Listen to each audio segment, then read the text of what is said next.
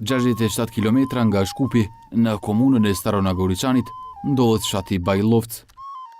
Bukuri që ju ofron ky pejsazh janë edhe rrugat të cilën për çdo ditë ecin në këmbë nxënësit e shkollës Hristian Todorovski Karposh.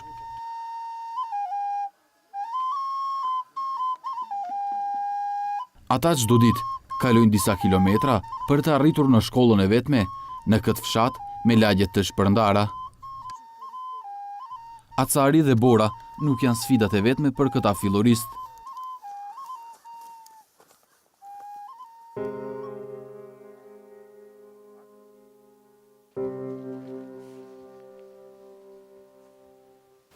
Pazi, mu s'ke po lasho, leta s'ke po ne. Čekaj bre, Miki, Има волци идат, диви свини ки ги плашат.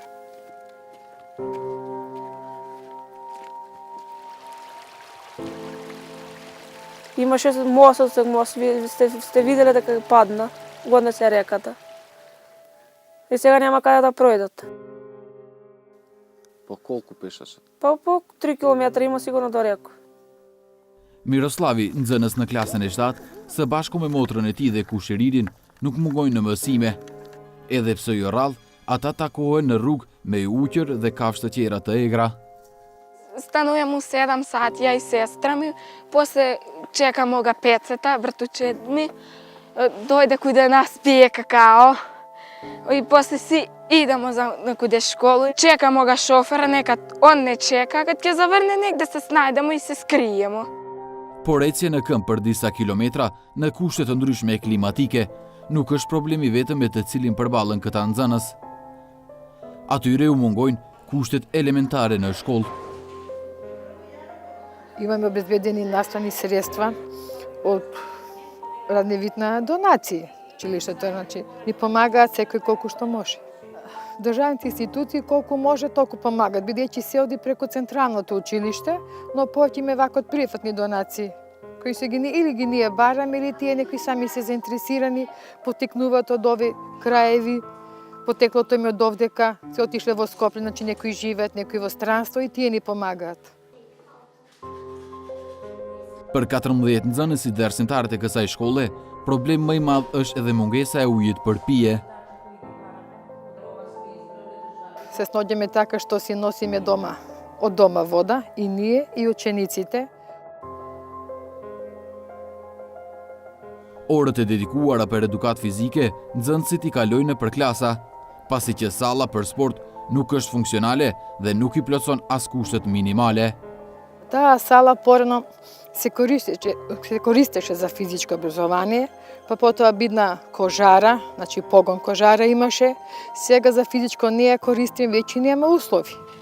Се користи само кога има некои прослави или некои приредби тука во сето кога се организира. А училиштето не ја користи.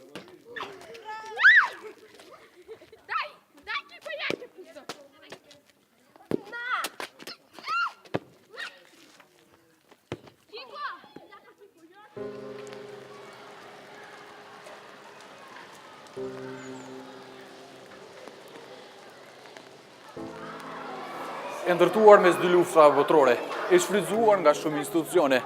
Së fundmi, po shfrytëzohet nga nxënësit e shkollës fillore Bajram Shabani. Është ky objekt i cili nuk i përmbush as kushtet elementare për të vjuar mësimin këta filloristë. Mungesa e hapësirave ka detyruar drejtuesit e shkollës në Kumanov që 22 paralele apo rreth 600 nxënës t'i transferojnë në një objekt ndihmës, i cili pothuajse nuk është shembur. Dikur nxënës në këtë objekt, tani pas shumë viteve mësues, Nureddin Fetau rrëfen se që nga periudha kur ai ka mësuar në këtë shkollë e deri tani kur ligjeron, në këtë objekt nuk është punuar asgjë.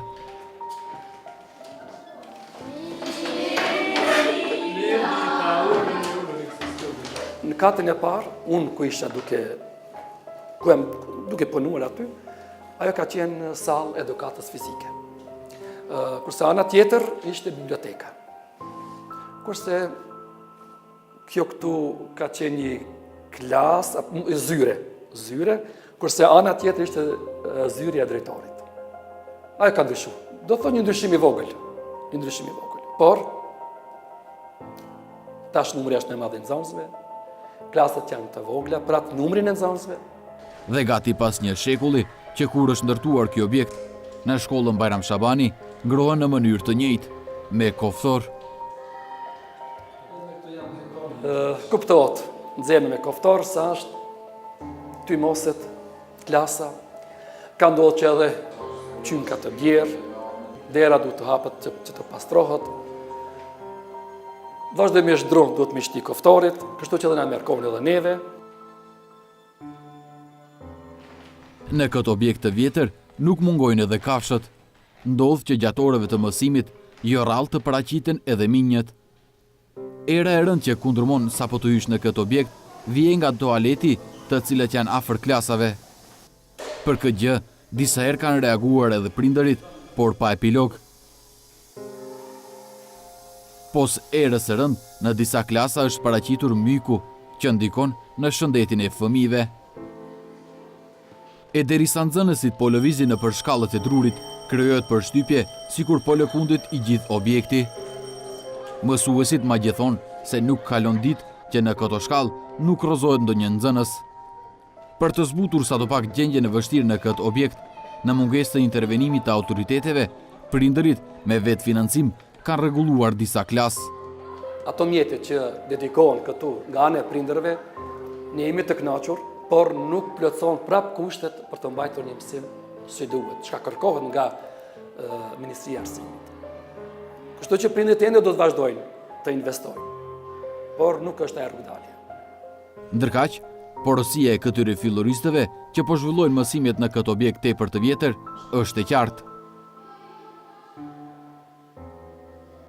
Një ndër problemet me të cilat ballafaqohet kjo shkollë pos kushteve është edhe moszgjidhja e çështjes pronësore. Kjo është çështje që nuk është rregulluar prej pushtetit për shkak se ne kemi bërë kërkesën për rregullimin e çështjes pronësore juridike të objektit, mirë po ajo ka mbetë në qeveri, e pastaj qeveria duhet t'ia jap komunës e komuna pastaj neve. Komuna ka shprehë dëshirën më herët, na ka ndihmuar për shkak të çështjes hapësinore, problematike që kemi qenë me këtë objekt. Ne tash e shfrytëzojmë atë objekt, mirë po nuk e kemi ende të rregulluar çështjen pronësore. Nga Ministria e Arsimit thonë se janë duke pritur përgjigje nga të gjitha shkollat lidhur me kërkesat e tyre për rikonstruim. Голем број на училишта доставија барања до Министерството за образование и наука, пошто е потребно стручни тимови од Министерството за образование и наука да излезат на терен, да ги согледаат вистинските потреби и да направат предлог листа на училишта кои што имаат неодлежна интервенција. Листата служи како дата база на податоци, според која што тие одлучуваат што е поприоритетно, во смисла на тоа на обезбедување на елементарни услови за работа, како реконструкција на кров, заштита од надворешни услови, замена на прозорци, реконструкција на фасада, а понатаму следи подобрување на внатрешните услови на училиштето во смисла на реконструкција на санитарните јазли, грејењето во училиштата, како и опремување со клупи и столчиња согласно потребите на училиштата. Në projekt buxhetin për vitin e ardhshëm, Ministria e Arsimit ka paraparqe 3,5 milionë euro të ndaj për përmirësimin e infrastrukturës së shkollave.